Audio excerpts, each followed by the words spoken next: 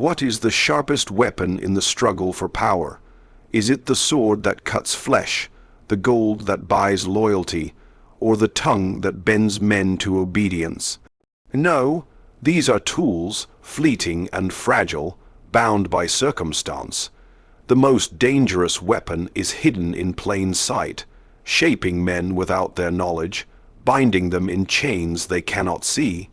It does not bleed, yet it conquers. It does not shout, yet it commands. Those who wield it rule, and those who fail become ruled. Do you dare to uncover what it is? A sword can strike down one man, perhaps 10 if fortune is kind, but fear has the power to command entire nations without lifting a single blade. Steel may silence a voice, but fear silences the very will to resist. Understand this well. Men are not bound by loyalty, nor by love, nor by gratitude. These are fragile ties, easily broken when self-interest whispers louder.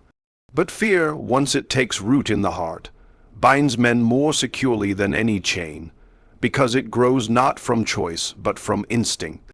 To live is man's greatest desire, and the shadow of fear threatens that desire with extinction. Thus he will obey, not from honor, but from necessity. The ruler who knows how to wield fear does not need to swing the sword often. The mere knowledge that it may fall is enough to paralyze. To kill frequently is wasteful. It breeds outrage, invites conspiracies, and risks rebellion. But to kill rarely, and only when it serves as an example, plants terror deeper than any massacre. One death, wisely chosen and ruthlessly executed, speaks louder than 1,000. Men remember it, whisper of it, and shape their actions around avoiding the same fate. Yet fear must be handled with mastery. Too much, and the ruler becomes hated. And hatred is the one thing that can breed unity among the divided. Hatred gives courage to cowards and makes enemies of those who might have been neutral. Too little fear, and the ruler invites insolence, for men grow bold when they believe punishment unlikely. Therefore, the art lies in balance, never letting fear vanish, but never letting it become unbearable. A ruler must seem just enough that fear feels deserved, yet merciless enough that mercy is never assumed. Love is a fickle weapon. It vanishes the moment hardship arrives, for men will gladly betray affection to preserve themselves. But fear endures, for survival outweighs sentiment. A ruler loved without fear is vulnerable. He is seen as weak, indulgent, easily discarded when storms gather. But a ruler feared, even without love, can survive storms, for men are less likely to betray the hand that terrifies them than the one that caresses them. Consider, then, the most dangerous weapon in power is not the sword, not the army, not the treasury, but the ability to strike fear at will, and yet not be consumed by it. To be feared wisely is to rule securely. Power is rarely about what a man truly possesses. It is about what others believe he possesses. A throne is not built of stone and wood, but of perception, fragile, intangible, yet more enduring than any fortress. Men will obey a ruler they perceive as strong, even if his coffers are empty, his armies thin, and his allies uncertain.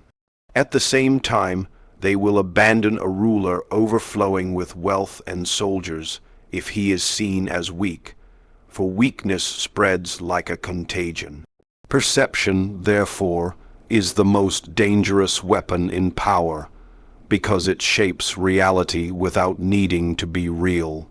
Illusion is sharper than steel.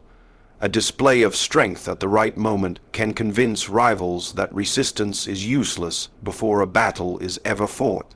A single parade of soldiers, a grand speech, or the harsh punishment of one offender can make a prince appear untouchable, even when cracks run deep behind the walls. Men are guided by appearances more than truth, for few seek to discover what lies beneath. They act on what they see, what they hear, and what they imagine. This weakness of human nature is the ruler's greatest opportunity. Yet illusions must be carefully maintained. Once the mask slips, the ruler is exposed, and enemies strike with the ferocity of those who suddenly smell blood. To preserve power, one must be a master of theater, always projecting strength, certainty, and inevitability. Doubt must never be allowed to show, for even the smallest display of hesitation can spread fear of collapse faster than any army could advance. Consider how even rumors, when believed, can topple kingdoms. A whisper that the ruler is losing control, a suggestion that his allies are shifting loyalties, a hint of vulnerability, all can unravel authority more quickly than open war. Thus, controlling perception is not only about magnifying strength, but also about concealing weakness. A ruler must learn to cloak his limitations, to make them invisible beneath the brilliance of his display, until the world itself becomes blind to them. Perception is a weapon that does not dull with use, but it demands constant sharpening. It requires vigilance, cunning, and a readiness to craft appearances more carefully than reality itself. For men will forgive failure if they do not see it, but they will never forgive weakness once it has been revealed. The truth matters little in the realm of power. What matters is what men believe to be true, and belief, once shaped, rules them more completely than any chain. Loyalty is a fragile illusion, for men serve not out of devotion, but out of convenience. Today's ally is tomorrow's conspirator, and yesterday's enemy may become tomorrow's friend if fortune shifts in his favor. The wise ruler does not mourn this nature, nor does he curse betrayal. Instead, he learns to wield it as a tool sharper than any dagger. To betray at the right time is not a weakness but a strategy, one that removes threats and secures opportunities with a swiftness no army could achieve. Allies are useful so long as their interests align with yours, but interests are like rivers: they bend, they break banks, they change course without warning. To trust in their permanence is to walk blind into the flood. The ruler who survives is the one who anticipates the turn and strikes before it arrives. Betrayal, when delivered with precision, is not a disgrace but a signal of strength, for it shows that nothing stands higher than the preservation of power. Consider that men expect betrayal even when they speak most fervently of loyalty. They whisper promises because it costs them nothing, but their hearts are bound to their own survival and ambition. To rely on such promises is to build a fortress of sand. Better to betray first at the moment of your choosing than to be betrayed at theirs. A ruler who hesitates out of sentiment will discover too late that mercy is rarely repaid, and hesitation is always punished. Yet betrayal must not be squandered recklessly. If used too often, it breeds paranoia, and paranoia breeds hatred, the one force that can unite even the most divided against you. It is not enough to betray. It must be done with purpose, with timing, with calculation. A single whelp-laced act of treachery can eliminate a rival and strengthen the ruler's image as decisive, ruthless, and untouchable. But to betray without necessity weakens the weapon, turning it from fearsome to predictable. The art, therefore, lies in concealing betrayal beneath the veil of reason. Let it appear as justice, necessity, or divine fate. Let the people and even allies themselves believe that your hand was forced, that circumstances, not calculation, demanded the act. In this way, betrayal wounds the victim but leaves the ruler's reputation intact, even strengthened. For men despise the traitor but respect the survivor. Power is not secured by promises but by the ability to break them when they no longer serve. And in this, betrayal is not shameful but essential, the quiet blade that removes obstacles with more certainty than loyalty ever could. Trust is the sweetest poison a ruler can offer, for men drink it eagerly and without suspicion, Nothing disarms an enemy or even a friend more thoroughly than the belief that you are bound to them by honor. To be trusted is to hold the key to another man's defenses, for once he lowers his guard, his strength no longer belongs to him. It belongs to you. A sword can be parried, a wall can be scaled, but trust blinds a man from within, making him complicit in his own undoing. Men long to believe in honor, in loyalty, in promises. They wish to see the world as governed by virtue, for such illusions bring them comfort. A ruler who understands this longing can turn it into a weapon more subtle than any blade. By presenting himself as steadfast, as faithful, as incorruptible, he gains entry into the hearts of others. And what man guards himself against the friend he believes incapable of betrayal? Thus, trust becomes the trap that ensnares more prey than force ever could. But trust, like fear, must be handled with art. To betray it too openly, too crudely, is to reveal one's own hand and invite universal suspicion. Once men know you cannot be trusted, they will hide themselves, and the weapon loses its edge. Therefore, the ruler must learn to balance the appearance of trustworthiness with the ruthless use of its betrayal. Let men believe in your word until the precise moment when their belief secures your advantage. Then strike, not in passion, not in haste, but with the calm precision of a surgeon cutting away decay. It is not enough to be feared alone, for fear without trust breeds constant vigilance, and vigilance makes men dangerous. A man who fears you but also trusts you is defenseless, for he does not know whether to bow or to guard.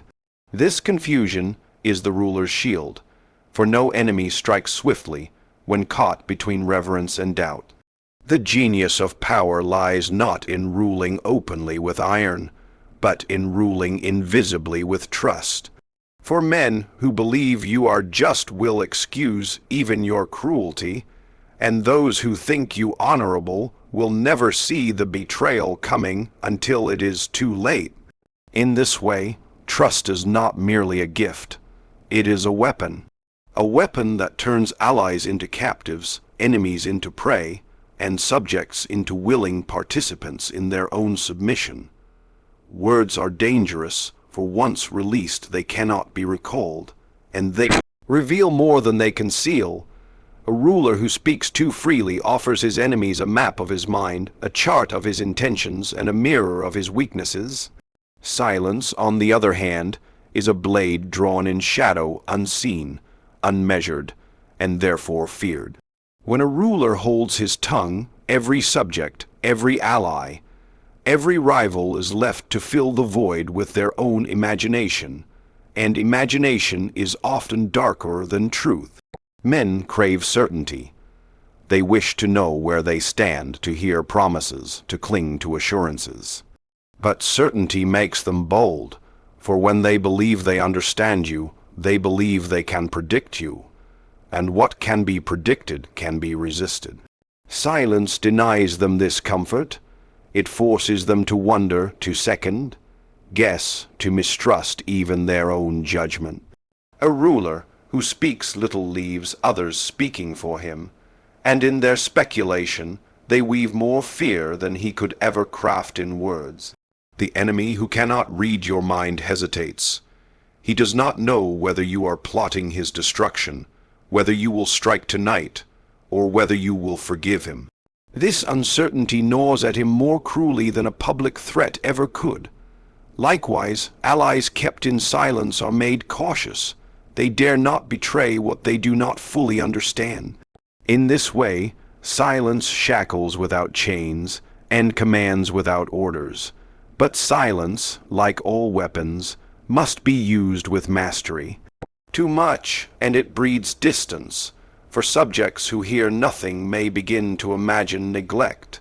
Too little, and its power dissolves into mere chatter. The balance lies in speaking only when words can wound or inspire, and withholding them when they would merely reveal. Every word should be deliberate, calculated to shape perception, while silence should cloak all else in mystery. To rule by silence is to command through shadows. Men fear the unknown more than the known, and the ruler who cloaks his true intentions forces every heart to live in dread of what he might do. Silence is not weakness, nor is it emptiness. It is the most eloquent speech a ruler can give, for it allows others to craft their own nightmares in the absence of truth. And nightmares, once born, serve power more faithfully than promises ever could. There is no assassin more patient, more certain, more merciless than time. Armies may falter, wealth may vanish, allies may betray, but time remains unyielding, striking when all else has passed. The ruler who grasps this truth learns that power is not only taken by force, but preserved and destroyed by waiting. Time corrodes the ambitions of enemies. It erodes the passions of the crowd. It rots alliances that once seemed unbreakable. To wield time as a weapon is to let others exhaust themselves, to allow their hunger to consume them long before your hand ever moves. Men are restless. They burn with impatience. They lunge at opportunities. They chase fortune with reckless haste.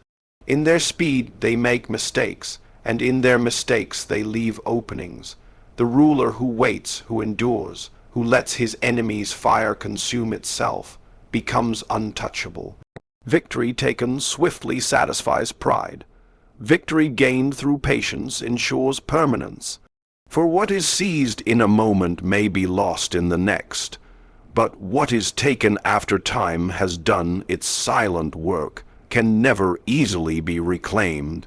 Time also disguises cruelty. A swift betrayal burns in memory, but when ruin comes slowly by degrees, men scarcely notice until it is too late. With time, a ruler can strip power from rivals grain by grain, like sand slipping from a clenched fist, until nothing remains. In this way, conquest requires neither open war nor visible blood. It requires only patience and the certainty that time itself fights on your side. Yet to use time as a weapon demands discipline. Impatience tempts even the most cunning to strike too soon, to reveal the blade before the victim is weakened. The true master restrains his hand, knowing that the longer decay festers, the easier the final blow will fall. To wait is to suffer the discomfort of restraint, but to strike at the perfect moment is to ensure the enemy cannot rise again. In the end, every fortress crumbles, every alliance dissolves, every man grows old and weak. Time spares no one, and those who fail to wield it wisely become its first victims. But the ruler who learns to make time his accomplice gains the most silent and inevitable ally of all.